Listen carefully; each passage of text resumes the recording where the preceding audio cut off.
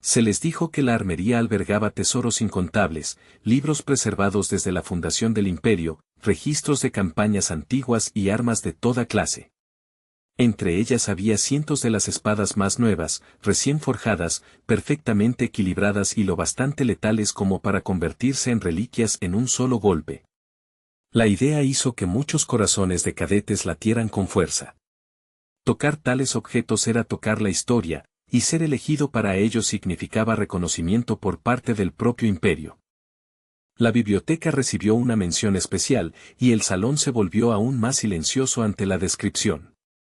Se decía que era comparable en tamaño a toda una fortaleza, un colosal depósito de conocimiento custodiado con seriedad casi religiosa. La idea de estanterías interminables, archivos sellados y manuales prohibidos cargó el aire de electricidad. Para los reclutas ambiciosos, no era solo una biblioteca, era un arma, más afilada que el acero. Luego llegaron los detalles que todos necesitaban oír. Los clasificados del 1 al 10 vivirían en el 3er piso, colocados por encima de los demás como símbolo visible de estatus. Los clasificados del 11 al 100 vivirían en el 2º piso, lo bastante cerca para saborear el privilegio pero sin reclamarlo por completo. Todos los demás permanecerían en el 1er piso, donde la comodidad era menor y la ambición más ruidosa. El edificio mismo se convirtió en una clasificación tallada en arquitectura. Cuando se leyó la lista final, Roman obtuvo el 5º lugar, y una ola de sorpresa recorrió la sala. Muchos recordaban cómo había derrotado al mayor número de goblins raros en la cordillera, abriéndose paso en la prueba con eficiencia despiadada. El 5º puesto aún lo colocaba entre la élite, pero también sugería que la competencia por encima de él era aún más temible. La expresión de Roman se mantuvo compuesta, aunque sus ojos insinuaban un silencioso recálculo. Cruel Duick fue anunciado en 4º lugar, y el nombre cayó como una piedra lanzada a aguas quietas. Al parecer había conquistado una guarida de trolls por sí solo, una hazaña que la mayoría de los reclutas apenas podían imaginar sin estremecerse. Con una confianza arrogante, afirmó que los mentores les estaban haciendo un favor al no permitir que los cadetes accedieran al 4º y 5º piso, como si las restricciones fueran un insulto a su grandeza. La arrogancia era familiar y peligrosamente ruidosa. Casa Everainé, quien había conquistado una aldea orca sin sufrir heridas, habló del examen como si hubiera sido un simple paso en un camino evidente. En su relato, todo había transcurrido limpiamente, sin daños, como si la montaña misma se hubiera apartado de su camino. La serena certeza en su tono hizo que otros se erizaran, ya fuera por envidia o incredulidad. Para ella, la victoria parecía una expectativa, no una excepción. Para sorpresa de muchos presentes, Lorena Beowulf obtuvo solo el 2º lugar, a pesar de haber derrotado por completo a un ogro dorado ella sola. La hazaña era monstruosa por derecho propio, y sin embargo segundo sonaba como una limitación extraña para alguien tan admirada. La gente parpadeó, como si la clasificación misma tuviera que estar equivocada. La victoria de Lorena era innegable, lo que hacía que su posición pareciera un misterio grabado en el marcador. Los aristócratas, que siempre habían considerado a Lorena Beowulf la mejor entre ellos, reaccionaron con visible confusión. Susurraron tras abanicos y brazos cruzados, tratando de entender quién podría estar ahora por encima de ella. Si Lorena no era la primera, ¿quién se convertiría en la líder que todos asumían ya decidida? La incertidumbre los inquietó más que cualquier monstruo, porque amenazaba la jerarquía en la que confiaban. Lorena misma, sin embargo, llevaba una expresión triste que no encajaba con los aplausos a su alrededor. Miraba al frente como si estuviera viendo más allá de la ceremonia hacia una verdad más dura, y en sus ojos la calificación parecía completamente insignificante. Los números no calmaban su orgullo, porque no podían reescribir lo que sentía por dentro. El 2º lugar se sentía como papel en sus manos, ligero, frágil e insuficiente. Para la destacada joven, el 1er lugar se había convertido en poco más que una ilusión. En su corazón, creía que ni siquiera había podido enfrentarse adecuadamente a un verdadero monstruo cuando más importaba, y ninguna clasificación podía cubrir esa herida. Los elogios sonaban distantes, como palabras dichas bajo el agua. Lo que quería no era reconocimiento, sino prueba prueba de que podía plantarse ante el verdadero terror y no vacilar. Quería volverse más fuerte, y el deseo era lo bastante agudo como para doler. Pero Cruel Dwight, de pie cerca con esa familiar diversión cruel, respondió a su seriedad con ironía. La llamó princesa, como si su ambición fuera un disfraz y su dolor una broma, y su sonrisa burlona sugería que se veía ridícula por tomárselo tan en serio. El insulto estaba diseñado para herir precisamente porque rozaba su duda. Dwight continuó, etiquetando burlonamente a Lorena Beowulf como una snob, alguien que actuaba como si fuera capaz de salvar a todos. Su tono implicaba que llevaba puesta una máscara heroica demasiado grande para su rostro. Y retorció aún más la hoja al señalar que ni siquiera había logrado mantener el primer puesto en la clasificación. La crueldad no era accidental, era deliberada, practicada y destinada a humillar. Otros murmuraron que Lorena había logrado detener a Lich por sí sola, una afirmación increíble que la pintaba como el orgullo de la alta sociedad. Los admiradores hablaban como si su fuerza fuera incuestionable, como si ya fuera una leyenda en ciernes. Pero al mismo tiempo, algunos instaban a todos a no prestar atención a Cruel Dwight, descartándolo como un problemático de lengua venenosa. La tensión entre elogio y burla flotaba en el aire como una hoja desenvainada. Casa Everainé aseguró en voz baja a Lorena que Dwight solo había empeorado desde el regreso de la señorita Beowulf, como si su presencia hubiera agudizado su rencor.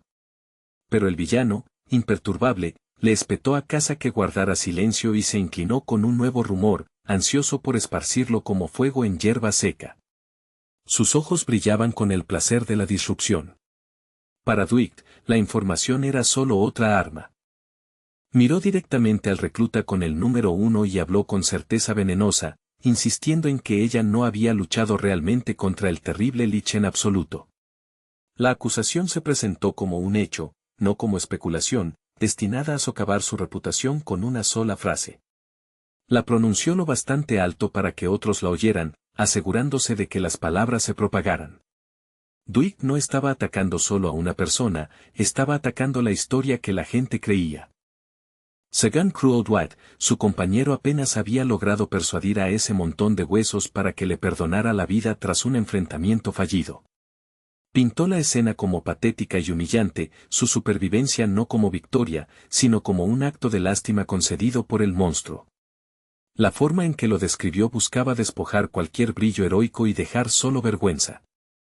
Cada palabra era un empujón calculado, llevándola hacia la duda pública. La joven solo pudo mirarlo en silencio, su expresión tensándose mientras absorbía la hostilidad. No se estremeció, pero la quietud en sus ojos llevaba advertencia, como una tormenta acumulándose tras un horizonte tranquilo. No iba a tolerar tales acusaciones ofensivas para siempre, no de alguien que trataba la crueldad como un deporte.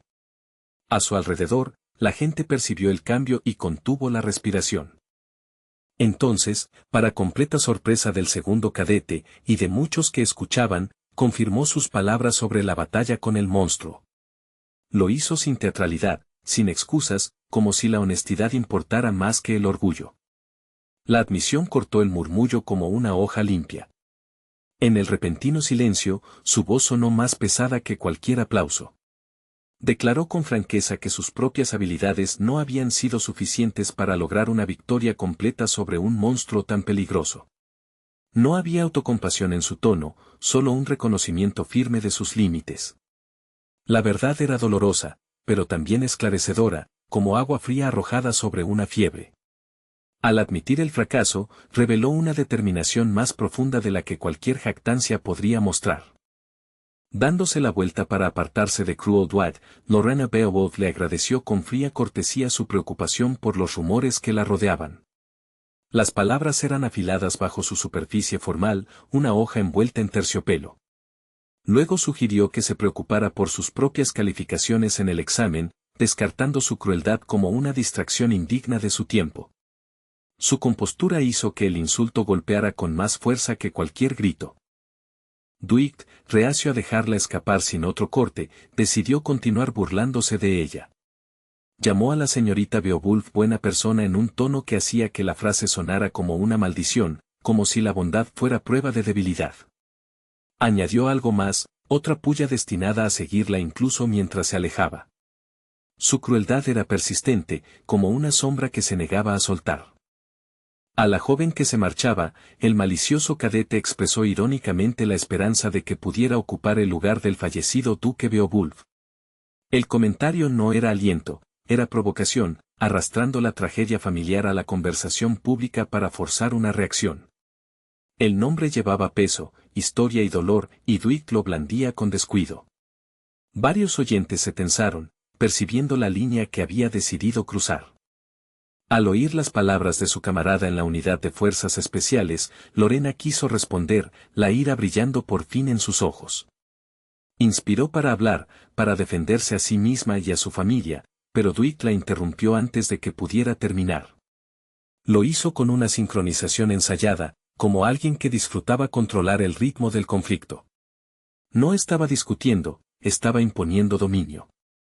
En opinión de Dwight, el hermano de Lorena había sido originalmente quien debía heredar el título de la familia Beowulf. Tras su muerte, el puesto había quedado vacante, un trono vacío rodeado de expectativas hambrientas. Dwight insinuó que Lorena quería el título para sí misma, y lo dijo como si la ambición fuera un crimen. La acusación estaba diseñada para sonar como verdad, y eso era precisamente lo que la hacía peligrosa. Al principio, Cruel afirmó que hoy era una oportunidad perfecta para que ella llevara a cabo tal plan, hablando como si la ceremonia y las clasificaciones fueran peldaños en una escalera política más grande. Pero luego su expresión se afiló y sugirió algo mucho más oscuro, que ella misma había organizado todo. La insinuación goteaba veneno, que la tragedia no solo se había sufrido, sino que se había orquestado. Era una acusación monstruosa lanzada a la cara de alguien. Si todo eso fuera cierto, dijo Dwight, entonces incluso él tendría que considerar a Lorena una heroína, su tono haciendo que el cumplido sonara como otro insulto. Pero Lorena ya no escuchaba solo su crueldad, estaba preparando su propia respuesta, una pregunta que se había formado con claridad inquietante. Su postura se estabilizó y su mirada se volvió lo bastante afilada como para cortar el ruido. Estaba lista para hacerle enfrentar consecuencias, no rumores. Volviéndose hacia su agresor, Lorena Beowulf le hizo una pregunta sencilla, pronunciada con una calma escalofriante: ¿por qué hablar tan libremente sobre la muerte, cuando podría morir ahora mismo? Las palabras cayeron como una daga colocada suavemente sobre una mesa, silenciosas, deliberadas e innegablemente reales. Por un instante, el aire mismo pareció tensarse. Era el tipo de pregunta que detenía la risa y obligaba a la verdad a salir a la superficie. El resentido Cruel agitó la mano izquierda con desdén, como si apartara tanto su amenaza como la incomodidad de la multitud. Abrió la boca para hablar, dirigiéndose a ella con un tono que sugería superioridad, llamándola señora como si quisiera menospreciar su estatus con una formalidad falsa. El gesto parecía casual, pero sus ojos delataban algo más agudo debajo: irritación, cálculo y la disposición a contraatacar con palabras, o con algo peor si el orgullo lo exigía. A Lorena Beowulf le dijeron que lo mirara, que realmente lo mirara, porque Cruel se negaba a ser tratado como una molestia ruidosa que ella pudiera descartar con una mirada orgullosa.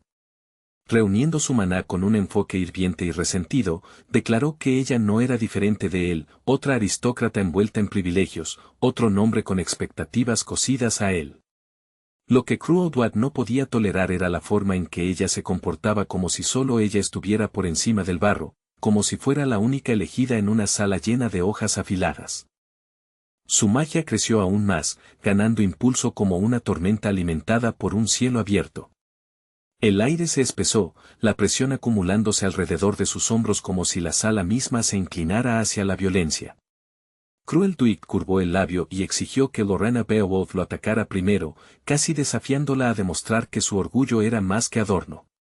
Prometió, dulcemente, con malicia, que la trataría como se debía a cambio, una amenaza envuelta en confianza teatral.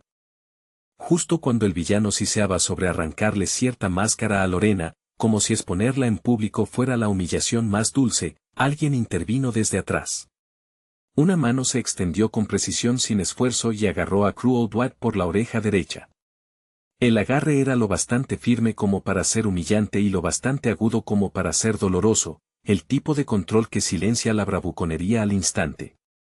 Cruel Dwat se sacudió como si lo hubiera alcanzado un rayo y gritó, el sonido crudo de sorpresa y dolor. Giró la cabeza, los ojos abiertos de par en par, incapaz de comprender quién se atrevería a ponerle las manos encima con tanta despreocupación. Antes de que pudiera siquiera darse la vuelta por completo, una voz calmada desde atrás le aconsejó que permaneciera exactamente donde estaba, una orden pronunciada con la certeza silenciosa de alguien que no necesitaba gritar para ser obedecido. El recluta clasificado en segundo lugar, Cruel Dwat, comenzó de inmediato a suplicar, su arrogancia desmoronándose en una negociación frenética. Rogó a su oponente invisible que lo soltara, insistiendo en que la oreja estaba a punto de arrancarse por completo.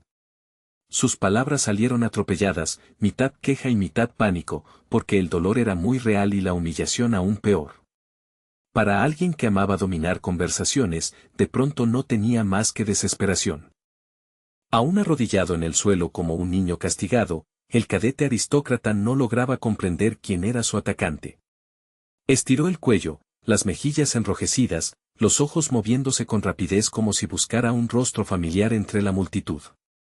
El agarre no se aflojó en ningún momento, y ese control inquebrantable hacía que el misterio resultara más aterrador. Cruel Dwat se dio cuenta de que había subestimado a alguien, y odiaba esa sensación más que el dolor. En ese mismo momento, en el piso superior donde la ceremonia continuaba, un instructor alzó la voz para anunciar al estudiante que había obtenido el primer lugar en los resultados del examen. El ruido del salón se suavizó en anticipación, como si todos percibieran instintivamente que el siguiente nombre remodelaría el orden social entre los reclutas.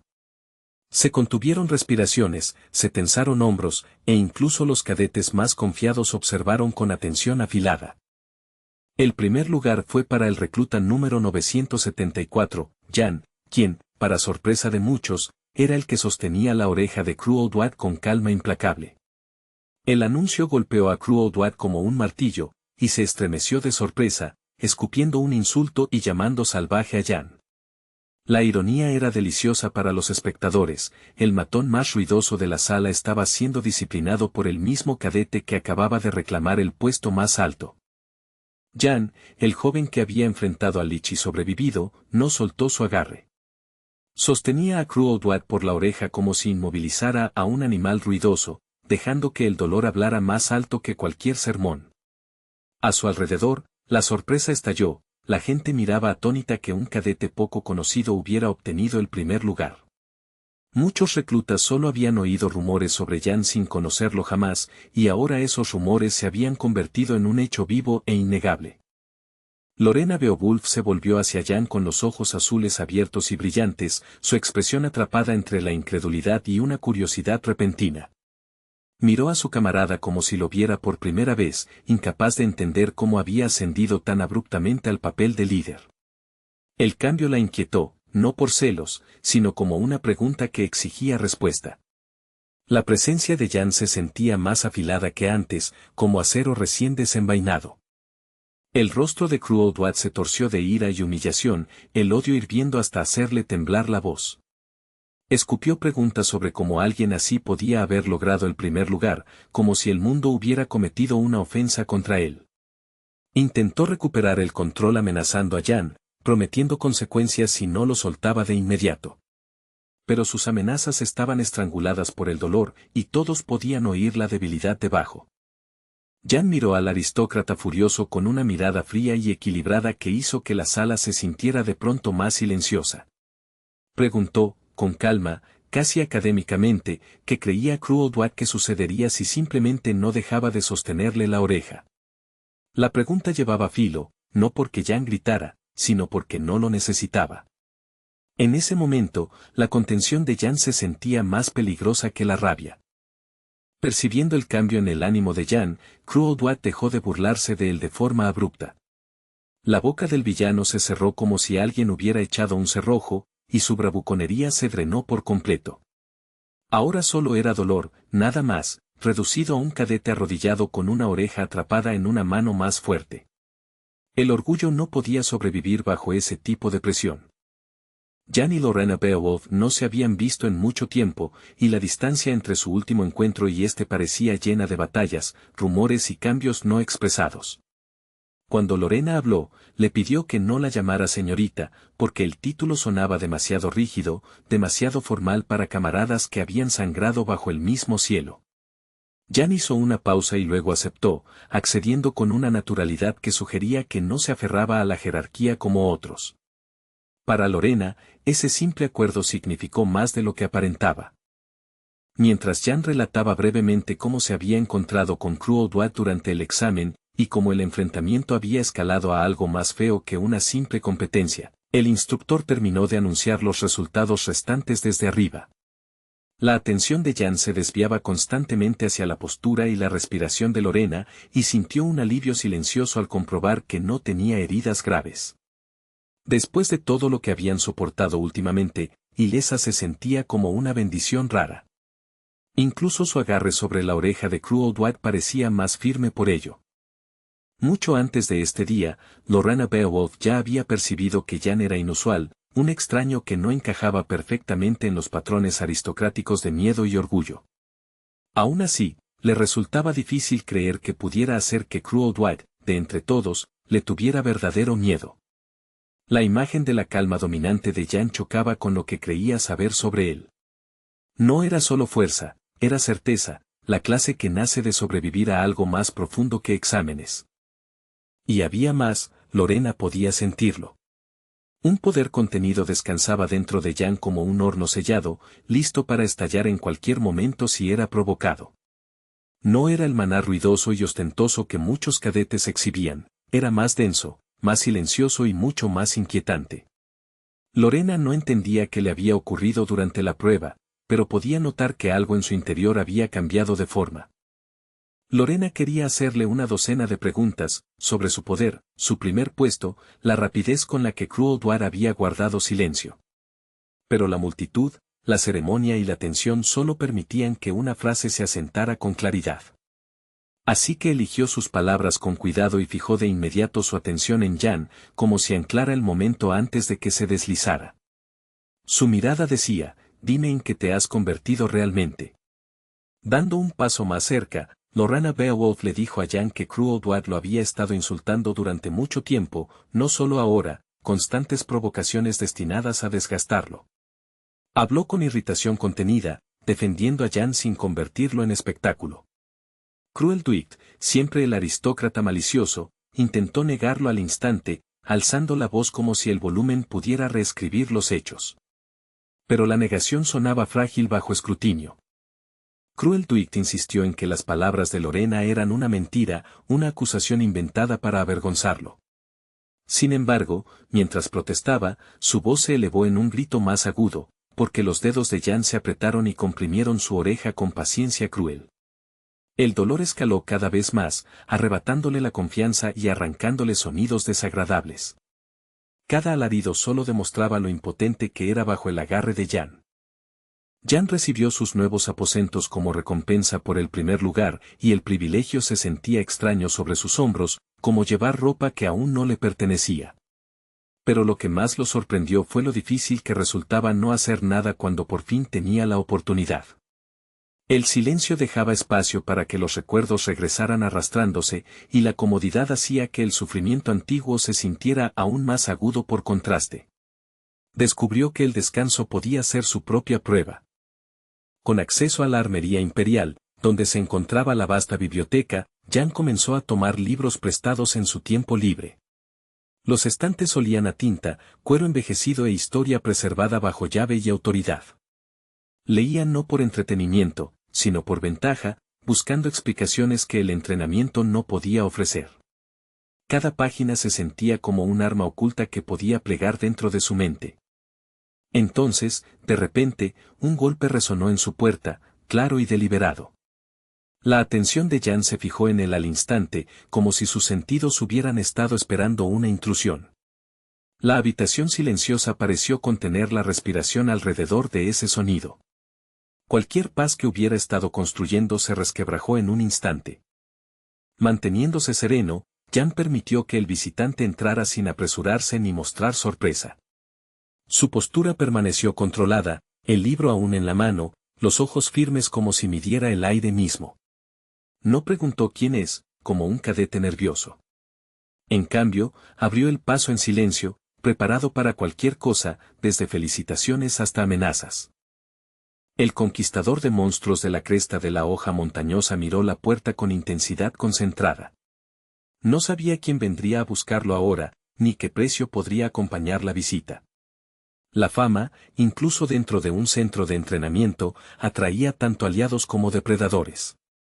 Jan esperó, dejando que la puerta decidiera el siguiente capítulo. La puerta se abrió apenas al principio, y una voz del otro lado preguntó cómo Jan sabía que alguien estaba afuera. El visitante sonaba mitad divertido, mitad acusador, porque, al parecer, Jan había reaccionado antes de que el invitado intentara ser silencioso. En verdad, el visitante admitió que había hecho demasiado ruido, y la percepción de Jan lo había captado al instante. El intercambio tenía el ritmo afilado de dos personas poniéndose a prueba mutuamente. El instructor jefe Damián apareció en la entrada, con su sonrisa habitual, agradable en la superficie, peligrosa debajo. Le recordó a Jan, casi con despreocupación, que aún quedaban asuntos sin resolver sobre él, como si las deudas no pudieran ignorarse simplemente porque el examen hubiera terminado. La entrada de Damián fue ruidosa a su manera, llenando la habitación de autoridad y un aura inconfundible. Incluso su amabilidad se sentía como una hoja con filo pulido. Entrando sin vacilar, el instructor jefe Damián tomó el rosado y comenzó a probarlo como si fuera dueño del lugar. Jan observó, curioso a pesar de sí mismo, preguntándose si su superior disfrutaba genuinamente la bebida o simplemente disfrutaba tomar lo que estuviera disponible. La copa atrapó la luz, y la expresión de Damián apenas cambió al degustarla. La naturalidad del acto hizo que la habitación se sintiera más peligrosa, no menos. Jan se mantuvo de pie frente a Damián, quien se había acomodado en el sofá con facilidad dominante, y habló como si intentara mantener el momento civilizado. Comentó que podría haberse preparado con antelación si hubiera sabido que Damián vendría, comida, sillas, etiqueta apropiada, cualquier cosa para evitar impropiedades. Damián dio otro sorbo y calificó el vino de aceptable en un tono que hacía que la palabra sonara a juicio. La conversación parecía cortés, pero la tensión corría por debajo como un cable oculto. Jan admitió que, incluso si alguien intentara ocultarse de la vista, no podría escapar del aura del instructor jefe, era demasiado pesada, demasiado evidente, como una tormenta entrando en la habitación. Pero Damián, el invitado, insinuó que eso no era necesariamente cierto, como sugiriendo que podría pasar desapercibido si lo deseara. La contradicción quedó suspendida en el aire, un desafío sutil disfrazado de charla casual. Jan mantuvo el rostro neutral, pero sus instintos se afilaron. Jan sentía curiosidad por saber cómo el príncipe heredero Leon Cavalan había forzado a Damián a esta situación. El instructor parecía claramente molesto por algo, y Jan podía percibir la irritación detrás de su sonrisa. Leon le había pedido a Damián que se asegurara de que Jan recibiera el trato adecuado, y esa obligación parecía incomodarlo. Para alguien como Damián, recibir órdenes, aunque vinieran de un príncipe, nunca era cómodo. Tras regresar al centro de entrenamiento, el príncipe heredero Leon Cavalan había bromeado diciendo que Damián era simplemente otra de las infatuaciones de Jan, un comentario tan absurdo que aún resonaba. La observación sorprendió al mentor, no porque fuera halagadora, sino porque era el tipo de burla que implicaba familiaridad y vigilancia. El tono de León llevaba un mensaje: estoy prestando atención. A Damián no pareció gustarle en absoluto. Ahora, con Damián sentado en la habitación de Jan, el instructor jefe escuchaba con concentración extrema, los ojos afilados pese a la postura relajada. Jan habló, y Damián no pudo hacer más que absorber cada palabra, porque la petición del príncipe flotaba sobre esta reunión como una hoja invisible. Damián no quería enfadar al príncipe heredero Leon Cavalan manejando mal la situación. Wyan podía sentir esa correa, aunque no la nombrara en voz alta. Entonces, inesperadamente, incluso para el propio Jan, Damián, sentado con imponencia en el sofá, anunció su deseo de matarlo. Las palabras fueron pronunciadas con una calma escalofriante, como si hablara del clima y no de asesinato. La habitación pareció oscurecerse alrededor de esa frase, la luz de las velas de pronto sintiéndose tenue. La respiración de Jan permaneció estable, pero su cuerpo reconoció la verdad, no era una broma, y la sonrisa del instructor se había afilado en algo cruel. Con una sonrisa desagradable, casi complacida, Damián mencionó que había llegado un informe sobre el condado de Sion y el número 52. Hablaba como si leyera un expediente en su mente, cada detalle otro clavo siendo colocado. Los nombres tenían peso, oficial, distante y peligroso. Jan sintió el frío de la burocracia, la clase que mata en silencio y luego lo llama procedimiento. Jan recordó aquella casa enorme conectada al informe, su tamaño, su quietud, la forma en que parecía más un cascarón que un hogar. Confirmó que estaba deshabitada, pero añadió que eso era exactamente lo que había esperado. Los lugares vacíos suelen elegirse para trabajos secretos, para vigilantes ocultos, para planes que no quieren testigos. La confirmación no tranquilizó a Damián, solo alimentó la sospecha del instructor. De hecho, nadie había vivido en ese gran edificio de ventanas como ojos durante varios años. Las ventanas vacías parecían miradas ciegas, y el silencio en su interior se sentía cultivado más que accidental. El polvo no se acumulaba simplemente allí, se asentaba como una cobertura deliberada. Cuanto más lo recordaba Jan, más seguro estaba de que el vacío formaba parte del diseño. Jan sospechaba que el capitán Rodrigo Meyer era un viejo zorro con la mano metida en esto. El capitán podría haber notado que lo seguían y de inmediato comenzar a borrar rastros, sembrando confusión para proteger la verdad subyacente. Eso explicaría la incredulidad de Damián, y por qué el informe se sentía incompleto, como si alguien hubiera recortado las partes más importantes. La mente de Jan se movía rápido, reconstruyendo motivos como los soldados reconstruyen emboscadas. Jan no terminó su frase, porque comprendía algo crucial sobre Damián, el instructor jefe no lo acusaría de mentir en un sentido moral simple. No le importaba a Damián si Jan decía la verdad o no, solo si era útil, controlable o peligroso. El juicio del instructor existía más allá de la honestidad. Jan guardó silencio, porque el silencio a veces era el único escudo que quedaba. Damián presionó el pie contra el suelo, y círculos mágicos oscuros florecieron hacia afuera como tinta extendiéndose en el agua. Los símbolos pulsaban con intención, transformando la comodidad de la habitación en un espacio ritual destinado a la violencia. El aura del maestro cambió por completo, dejando caer el último pretexto de conversación cortés. Iba a actuar por su cuenta, y ninguna norma social lo detendría. Usando la técnica mágica conocida como la espada del espíritu oscuro, Damián lanzó un poderoso golpe directamente contra Jan. El ataque llevaba desprecio además de fuerza, claramente consideraba a Jan completamente inútil, un problema mejor eliminado. La energía oscura se condensó en un arco letal, cortando el aire con un sonido como tela rasgándose. Era el tipo de ataque destinado a terminar la discusión de forma permanente. El impacto fue tan repentino y violento que incluso la mesa que sostenía las copas de vino explotó en astillas. El cristal se hizo añicos, el líquido salpicó, y la elegante calma de la habitación fue aniquilada en un solo latido. El ataque no solo amenazó a Jan, destruyó el espacio a su alrededor como daño colateral, como si la comodidad no tuviera derecho a existir cerca de la intención de matar. El aroma del vino se mezcló con polvo y magia, agudo y amargo.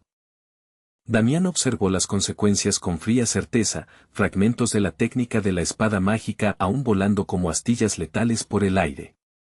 En sus ojos, Jan ya estaba eliminado, otro cadete borrado por el juicio de un superior. La postura del instructor permanecía compuesta, casi aburrida, como si el resultado hubiera sido inevitable. Solo esperaba silencio y un cuerpo. En su lugar, la silueta de un joven apareció ante él, Jan, libro aún en la mano, avanzando entre el caos como si el ataque no lo hubiera tocado. Jan habló con una calma inquietante, sugiriendo que Damián no necesariamente tenía que matarlo. Las palabras no eran súplica, eran negociación desde una posición de estabilidad inesperada. La sola imagen reescribió la certeza de Damián. La típica sonrisa irónica de Damián desapareció. Por primera vez, una sorpresa genuina quebró su expresión, y sus ojos se afilaron con respeto renuente. Jan había repelido un ataque increíblemente poderoso, algo que la mayoría de los reclutas no sobrevivirían ni una vez. El mentor lo miró como si reevaluara qué clase de criatura tenía ahora frente a él. A salvo y sin una marca pese a la violencia de la espada oscura, Jan levantó ligeramente el libro, usándolo como evidencia más que como escudo. Explicó que había descubierto una pieza importante del rompecabezas, algo que conectaba los eventos extraños y las manipulaciones ocultas que rodeaban a los reclutas. Su voz llevaba urgencia bajo control, como si la información importara más que el orgullo herido. La revelación quedó suspendida entre ellos como una mecha encendida. Damián, pese a su amenaza, claramente no sabía nada sobre ese rompecabezas ni la importancia del libro. Aún así, reconoció el tema al instante, el título sugería investigación sobre interrupción de energía, el tipo de estudio que podía paralizar hechizos, romper técnicas o cortar el flujo de maná en su origen. Jan señaló que había tomado el libro de la Armería Imperial, acceso concedido tras obtener el primer lugar y residencia en el tercer piso cerca del arsenal principal. La implicación era clara, Jan tenía el derecho, y los medios, para indagar en conocimiento prohibido. Pero Jan no se limitó a las armas y manuales evidentes del tercer piso. Bajó deliberadamente al primer piso, donde una biblioteca especial albergaba libros e investigaciones científicas recopiladas por gobernantes pasados, obras demasiado antiguas, peligrosas o extrañas para cadetes comunes. El nivel inferior se sentía como una bóveda de soluciones olvidadas, preservadas por emperadores que entendían que el conocimiento podía ser más afilado que las espadas. Jan fue allí porque necesitaba respuestas que nadie quería entregarle. La mayor parte de la literatura que Jan encontró estaba dedicada a métodos para someter a los monstruos del reino, clasificaciones, debilidades, rituales de sometimiento y estrategias de exterminio escritas con tinta autoritaria. Las páginas olían a campañas antiguas y a miedos aún más antiguos, llenas de diagramas y recomendaciones frías. Era material útil, pero no el que necesitaba. Jan siguió pasando páginas con creciente impaciencia, buscando un hilo específico que se negaba a aparecer. Eligiendo con cuidado, Jan examinó los libros uno por uno, escaneando títulos, hojeando capítulos y arrojando los volúmenes equivocados al suelo con frustración creciente. Las tapas duras golpeaban la piedra, acumulándose como evidencia de fracaso. Aún así, no podía encontrar el material exacto que necesitaba, la llave perdida que completaría su comprensión. Cuanto más buscaba, más claro se volvía que alguien había ocultado bien la verdad, o la había eliminado por completo. Tras una larga e infructuosa búsqueda entre los estantes abarrotados, el recluta 974, Jan, finalmente dejó de moverse y simplemente se quedó mirando al frente, respirando lenta y acompasadamente. El silencio de la biblioteca se cerraba a su alrededor, interrumpido solo por el suave roce del papel y pasos lejanos. Sus ojos parecían desenfocados al principio, como si mirara a través de los lomos en lugar de a ellos, dejando que sus pensamientos se ensamblaran en algo coherente. En algún lugar entre el desorden de volúmenes y polvo, sabía que la respuesta se ocultaba, y se negaba a marcharse sin ella. Por fin, sus dedos encontraron el título exacto que había estado persiguiendo, una rigurosa obra científica sobre la interrupción de energía, escrita por el propio capitán Rodrigo Meyer. El hallazgo se sintió como el clic de un pestillo al abrirse, ese pequeño sonido que lo cambia todo. Jan sacó el libro con cuidado, como si pudiera desmoronarse o morder, y estudió la portada con los ojos entrecerrados. Si el capitán Rodrigo Meyer se había tomado el tiempo de escribir esto, significaba que el tema importaba lo suficiente como para convertirse en un arma secreta. La interrupción de energía, explicaba el libro, no era simplemente una debilidad o fatiga, era una condición debilitante, casi una enfermedad de la maquinaria del espíritu. La energía interna dejaba de circular correctamente, estancándose en el cuerpo como agua atrapada tras una presa. Los canales que deberían fluir se obstruían, se volvían irregulares o dolorosamente inertes, dejando a la víctima frágil sin importar cuán fuerte fuera su voluntad. En un mundo donde el maná era vida, esta enfermedad era un lento robo de existencia. Peor aún, el texto detallaba cómo la edad solo intensificaba la crueldad de la condición.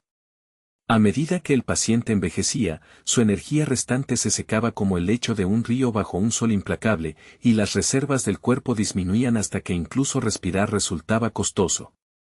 En la mayoría de los casos, los afectados no alcanzaban los 20 años, se consumían mucho antes de que la adultez pudiera comenzar realmente. Leer esa línea fue como tragar ceniza, porque no era teoría, era una sentencia de muerte escrita con tinta clínica. El instructor jefe Damián tomó el libro de Jan sin pedir permiso, lo abrió y comenzó a leer con interés depredador. Pasó las páginas con velocidad deliberada, examinando la estructura de la investigación como un hombre evaluando un campo de batalla. Su expresión permaneció calmada, pero la habitación se tensó sutilmente, como si la concentración del instructor tuviera peso. Damián quería saber cuál era el problema que había descubierto Jan que justificara todo este revuelo. Para Jan, toda la situación era extraña. No lograba entender por qué el capitán Rodrigo Meyer, un comandante de unidad especial conocido por su disciplina férrea, invertiría esfuerzo en investigar la interrupción de energía. Rodrigo no parecía enfermo, no se movía como un hombre debilitado, ni llevaba la palidez de alguien cuyos canales de maná se estuvieran colapsando. Esa discordancia inquietaba a Jan, porque sugería que la investigación no era personal de la manera evidente. Significaba que había otra razón, oculta, humana y peligrosa. A medida que Jan estudiaba el material con mayor atención, el tema se reveló mucho más interesante y más incriminatorio de lo que esperaba. El capitán Rodrigo Meyer había elegido un asunto que se situaba justo en la intersección entre medicina, teoría del maná y poder institucional. La forma en que estaba escrita la investigación no era curiosidad casual, era precisión desesperada, como si el autor estuviera corriendo contra un reloj invisible. Cuanto más leía Jan, más claro se volvía que este libro no era orgullo académico, era un salvavidas. Rodrigo Maher no sufría la enfermedad él mismo, pero el texto insinuaba a un paciente diferente, alguien mantenido fuera de la vista. La mente de Jan encajó las piezas, la hija del capitán, que según se decía permanecía siempre en casa por falta de energía, coincidía con los síntomas descritos con escalofriante precisión. La debilidad, la incapacidad para sostener actividad, el deterioro gradual, todo encajaba demasiado bien para ignorarlo. Jan sintió florecer una fría certeza, la investigación estaba escrita para ella.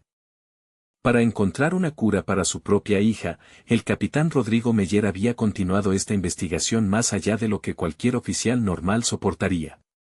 Reunió notas, comparó remedios, registró tratamientos fallidos y documentó cada técnica prometedora de interrupción que pudiera estabilizar un flujo de maná colapsado.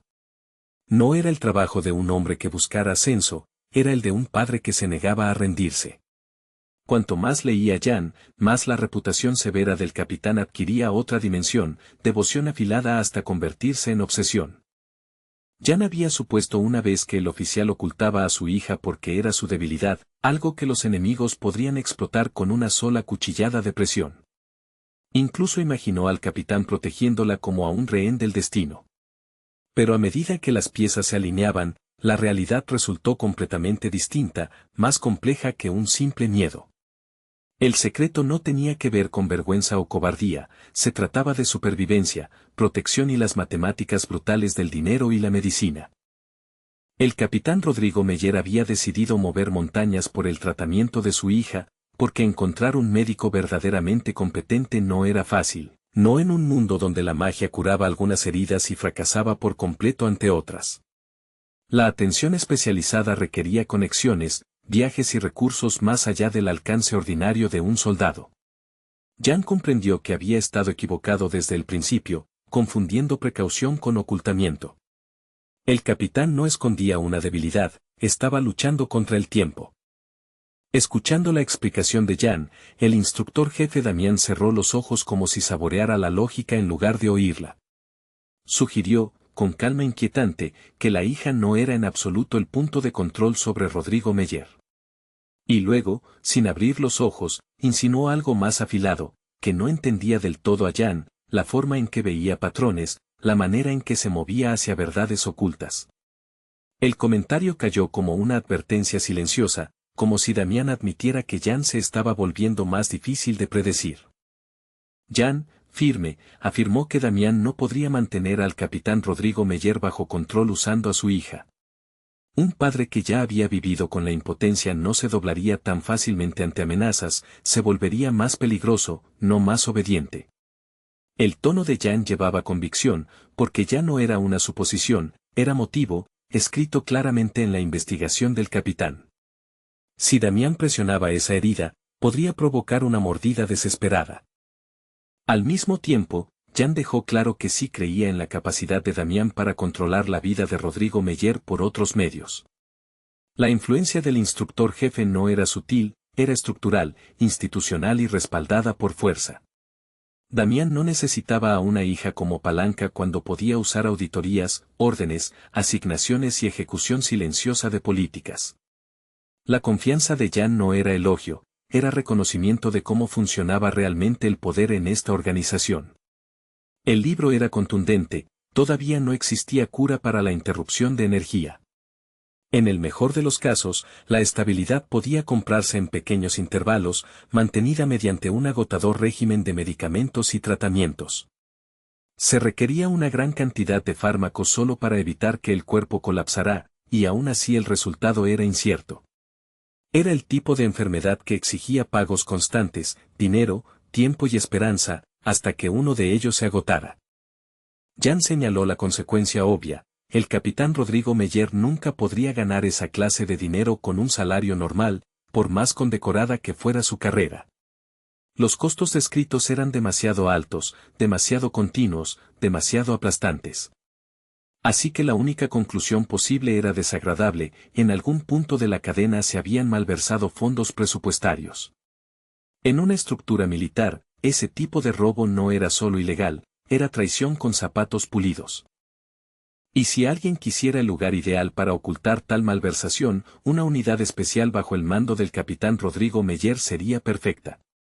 Los presupuestos allí podían justificarse como operaciones, seguridad y necesidades clasificadas, documentos sellados en silencio. La supervisión se difuminaría por la urgencia y el peligro, y las sumas faltantes podrían desaparecer en la niebla de la guerra. Jan no acusaba a ciegas, trazaba la lógica como una hoja a lo largo de una costura. Jan añadió que, si surgían pruebas de malversación financiera, cazar a un viejo zorro como Rodrigo Meyer no sería ningún problema para Damián.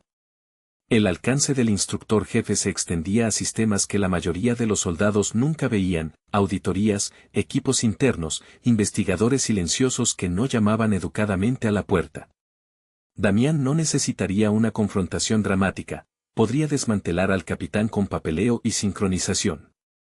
En un mundo como este, la prueba era un arma más afilada que cualquier espada. Damián cerró el libro con los ojos aún cerrados, como si terminar el capítulo terminara la conversación. Desestimó las palabras de Jan como especulación, repitiendo que eran solo suposiciones, y su tono sugería que quería que Jan reconociera esa incertidumbre. Jan asintió exteriormente, porque discutir sería inútil, pero por dentro permaneció confiado, seguro de que podría hundir al capitán Rodrigo Meyer si la verdad resultaba cierta.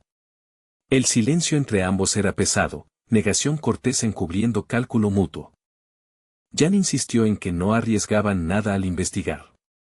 Había toda razón para hacerlo, porque robar dinero, especialmente fondos públicos, era ilegal, sin importar cuán noble fuera el motivo. Si Rodrigo Meyer había cruzado esa línea, la organización necesitaba saber de qué más podría ser capaz bajo presión. La lógica de Jan era simple, casi fría, la compasión no borraba el crimen. Y la verdad, una vez expuesta, podía manejarse. Aún reacio a mirar adecuadamente al narrador frente a él, Damián repitió sus últimas palabras y luego cayó en silencio. La negativa a encontrarse con los ojos de Jan parecía deliberada, como si no quisiera revelar lo que pensaba. La mesa rota y el vidrio esparcido subrayaban la tensión, pruebas de que no era una discusión normal.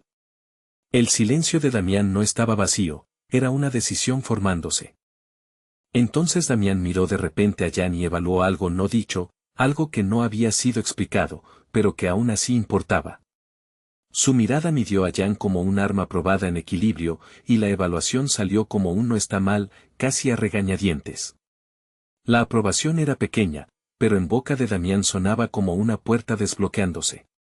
Jan lo sintió al instante, el instructor había aceptado la utilidad de su mente, aunque no la comodidad de su presencia. El libro que Jan había descubierto en la biblioteca de la Armería Imperial se elevó en el aire como si fuera jalado por un hilo invisible. Voló de regreso hacia Jan en un arco suave y controlado, guiado por la magia casual de Damián. El movimiento fue sin esfuerzo, sin tensión ni destello, solo poder aplicado con precisión. Era un recordatorio de que Damián podía destrozar una habitación y aún así manejar un libro con delicadeza. Jan lo atrapó sin dificultad, pero sus dedos se apretaron alrededor de la cubierta mientras una inquietud le recorría la espalda. Miró al instructor jefe Damián con atención cautelosa, sin saber cuál sería el siguiente movimiento del hombre. Los estados de ánimo de Damián cambiaban como el clima, sol agradable en un momento, relámpago letal al siguiente. Jan esperó, atento al más mínimo cambio en tono, postura o intención. Finalmente Damián habló, revelando que tenía a su propia persona infiltrada en el equipo de auditoría del Escuadrón Especial. Implementar un plan, revisar discretamente el rastro financiero del capitán Rodrigo Meyer, no sería difícil en absoluto. Pero Damián también impuso una nueva expectativa sobre Jan, necesitaba aprender más sobre la enfermedad, comprenderla más allá de titulares y compasión.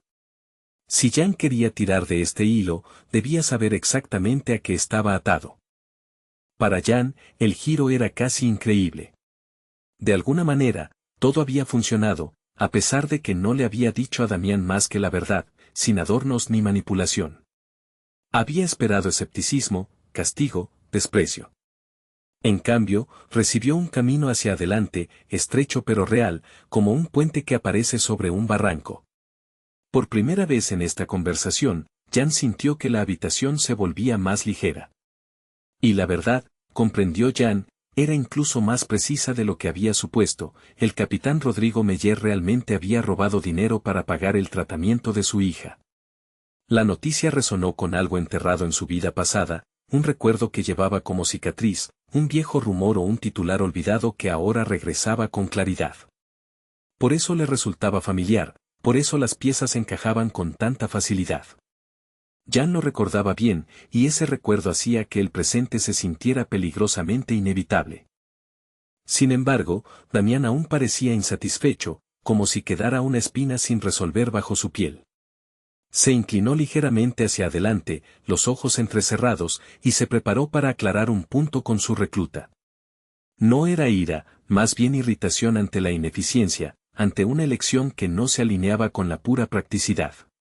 Damián quería una respuesta que tuviera sentido en un mundo donde el poder se medía en acero. Damián preguntó directamente, habiendo rechazado la oportunidad de ir al tercer piso, ¿por qué Jan fue al primero por el bien de ese libro y renunció a las armas? La pregunta llevaba acusación, porque en el Imperio, las armas eran estatus, seguridad y futuro. Elegir investigación en lugar de hojas afiladas sonaba a necedad, o peor, como una agenda oculta. La mirada de Damián mantuvo a Jan en su lugar, exigiendo una lógica lo bastante fuerte como para justificar el sacrificio. Jan admitió que tampoco entendía el sentido de ello, al menos no desde la perspectiva de Damián, si el libro no podía ayudar directamente al instructor jefe. No lo hizo para ganarse su favor, ni para jugar juegos ingeniosos. Simplemente siguió el rastro que se sentía real, persiguiendo significado en lugar de metal. Damián, obligado a aceptar esa explicación, pareció molesto por su simplicidad, porque los motivos simples eran más difíciles de controlar que los ambiciosos. Mientras Damián se dirigía hacia la puerta, dijo que compensaría personalmente a Jan por la pérdida, una oferta que sonaba más a orden que a bondad. Y luego, con abrupta desorientación, añadió que a partir de ahora el entrenamiento de Jan en el programa principal estaba completo. Las palabras cayeron en la habitación como una piedra en el agua, enviando ondas a través de los pensamientos de Jan. Completo no sonaba a elogio, sonaba a reasignación. Jan se quedó allí, atónito, intentando descifrar lo que acababa de oír. La formulación del instructor jefe era demasiado aguda, demasiado final, como si una puerta se hubiera cerrado detrás de él sin que siquiera notara que la había cruzado. No entendía si aquello era un ascenso, un castigo o una trampa disfrazada de privilegio. La incertidumbre le apretó el estómago, porque Damián nunca daba algo sin tomar otra cosa a cambio. Damián se detuvo en el umbral y miró hacia atrás por el rabillo del ojo izquierdo, estudiando la expresión asombrada de Jan. La mirada llevaba diversión, irritación y algo vagamente aprobatorio al mismo tiempo. Era la mirada de un depredador que decide no morder, todavía. Jan, que recientemente había estado luchando contra monstruos en la cresta de la hoja montañosa, sintió ahora un tipo diferente de peligro, el peligro de ser elegido. Damián lo dejó claro, el recluta número 974 era ahora su estudiante. Jan parpadeó, confundido por lo rápido que el mundo había cambiado bajo sus pies. Convertirse en estudiante del instructor jefe no era un honor como un aplauso, era una correa, un reflector y un blanco al mismo tiempo. La noticia lo golpeó como lluvia repentina, fría, aguda, inevitable. Pero al minuto siguiente, la expresión de Jan cambió. El joven valiente sonrió ligeramente, no por arrogancia, sino por comprensión, porque podía ver los beneficios con claridad. El entrenamiento directo bajo Damián significaba acceso a técnicas, conocimientos e influencia a los que ningún cadete ordinario podría llegar. Era peligroso, sí, pero también era un atajo a través de muros que de otro modo tardaría años en escalar. La ambición de Jan, antes cautelosa, se afiló. En verdad, a Damián realmente le gustaba Jan. Jan era diferente de los otros estudiantes de la academia a quienes el instructor jefe había descartado como cachorros, ruidosos, obedientes, desesperados por aprobación. Jan no ladraba por elogios, observaba, aprendía y atacaba solo cuando importaba. Esa diferencia intrigaba a Damián como las criaturas raras intrigan a los cazadores. Y el interés de Damián, una vez ganado, no se disipaba fácilmente. Viendo una oportunidad para acercarse a su mentor, Jan se preguntó en voz alta si realmente merecía ser estudiante de Damián. La pregunta era mitad sincera y mitad estratégica, destinada a probar los límites de su nueva relación. Jan quería oírlo de boca de Damián, confirmar que la decisión tenía peso. En un mundo de poder cambiante, el compromiso hablado importaba. Damián recordó de inmediato la emboscada en el bosque, como Jan había atacado hábilmente desde la ocultación, moviéndose como un depredador entrenado en lugar de un cadete inexperto. El instructor jefe habló como si recitara pruebas, cada detalle demostrando el talento de Jan. Ese momento había impresionado a Damián, aunque hubiera fingido lo contrario en su momento. Para Damián, el talento revelado bajo presión valía más que los modales perfectos. Sin embargo, Damián también señaló, con frialdad, que aún así había capturado a Jan. Jan, repentinamente cohibido, admitió que temía ser demasiado inexperto, demasiado tosco, y que podría empañar la reputación de Damián. La preocupación no era enteramente humilde, era práctica, porque el nombre de Damián tenía peso y enemigos. Jan no quería ser la falla en la hoja de su mentor, la grieta que otros pudieran explotar. El temperamento de Damián estalló, y gritó para que la conversación terminara, exigiendo que Jan dejara de rodear el punto.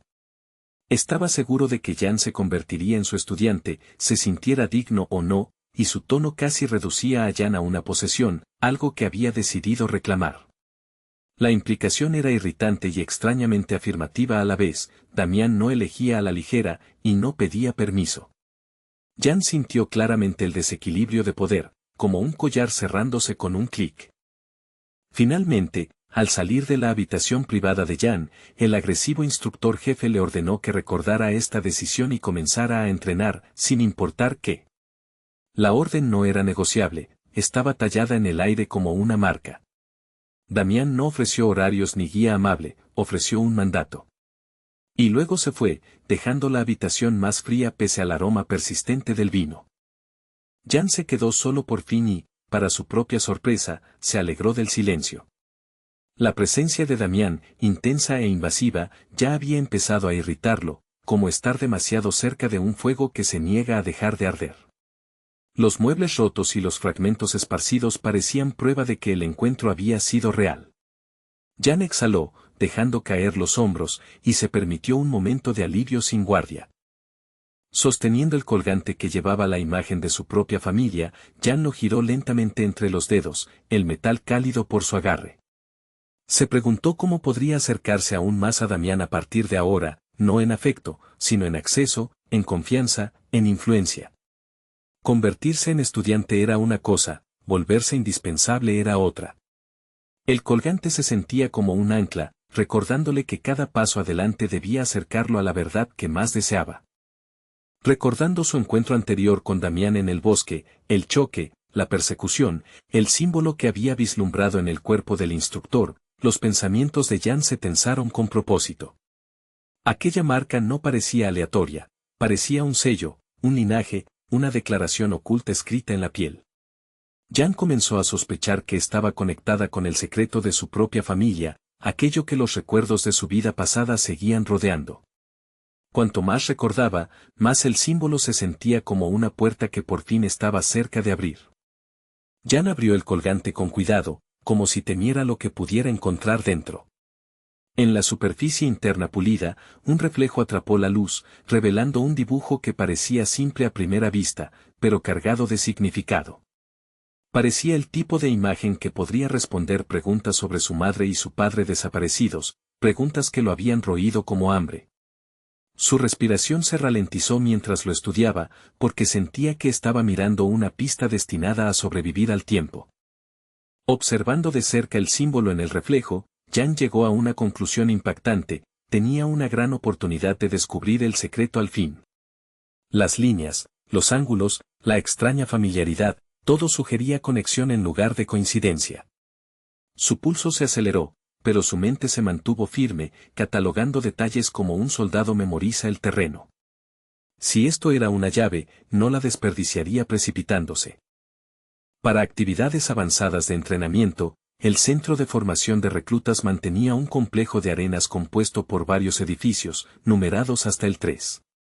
No era un solo salón, sino un distrito de entrenamiento dedicado, estructuras diseñadas para violencia controlada, acondicionamiento duro y técnicas especializadas. La mera idea de Arena 3 tenía un peso mítico entre los cadetes, susurrada como un templo prohibido. Jan había oído esos susurros, y ahora se acercaba a su fuente. Este vasto complejo multinivel estaba restringido, accesible solo a instructores de alto rango cuya autoridad podía desbloquear puertas selladas. La propia arquitectura desalentaba la curiosidad: muros altos, pasillos vigilados y entradas que parecían ocultar más que invitar. Era el tipo de lugar construido para mantener secretos dentro, no para mantener seguros a los estudiantes. Saber que Damián podía enviarlo allí hizo que el estómago de Jan se tensara con partes iguales de emoción y cautela. Ni siquiera los cadetes de familias nobles, aquellos que llegaban con títulos, dinero e influencia, tenían la oportunidad de entrenar en esta arena. Podían alardear en los salones comunes, pero Arena 3 permanecía fuera de su alcance, una frontera que ni la aristocracia podía cruzar con facilidad. Ese hecho por sí solo explicaba por qué el lugar tenía tanta gravedad. Si los nobles estaban excluidos, entonces lo que ocurría dentro estaba destinado a algo más raro que el estatus, poder genuino. En ese momento, la arena estaba desierta y silenciosa, sus amplios espacios resonando con la ausencia. Solo una persona entrenaba dentro del edificio número 3, Jan, el cazador de monstruos de la cresta de la hoja montañosa, recluta 974, ahora empujando su cuerpo más allá de la comodidad hacia la disciplina. El sudor oscurecía el suelo bajo él mientras realizaba flexiones por centenares, cada repetición un voto escrito en músculo y aliento. Ya llevaba un par de cientos, y no pensaba detenerse, porque si Damián era su mentor ahora, Jan tenía la intención de convertirse en algo que nadie pudiera volver a descartar.